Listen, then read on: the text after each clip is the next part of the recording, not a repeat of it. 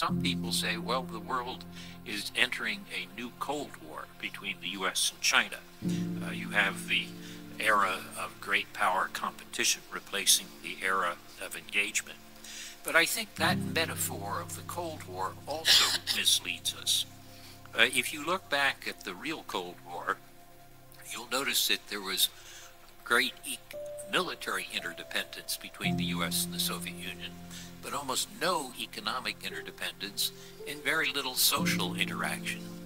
Whereas if you look at the relationship between the United States and China today, there's enormous economic interdependence, $500 billion worth of trade.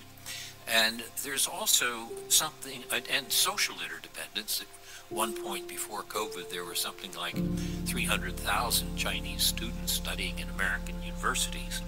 But something else is interesting about the world today, which is the rise of what I call ecological interdependence. Issues like pandemics and climate change, which were not major problems during the real Cold War. The idea that we have to cooperate on climate change strikes me as another example of power with rather than power over. There are other transnational threats that we have to think about.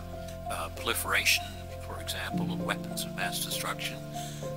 We've had some degree of success on nuclear non-proliferation, but we now have a new problem, which is artificial intelligence applied to military affairs. And this is again going to require some cooperation. So my message is that think tanks should be careful not to be captured by historical metaphors that mislead. Instead, we have to think of how do we reconcile both competition and cooperation at the same time, because if we fail to do that, we're going to all suffer, not just the U.S. and China, but the world climate and the world economy.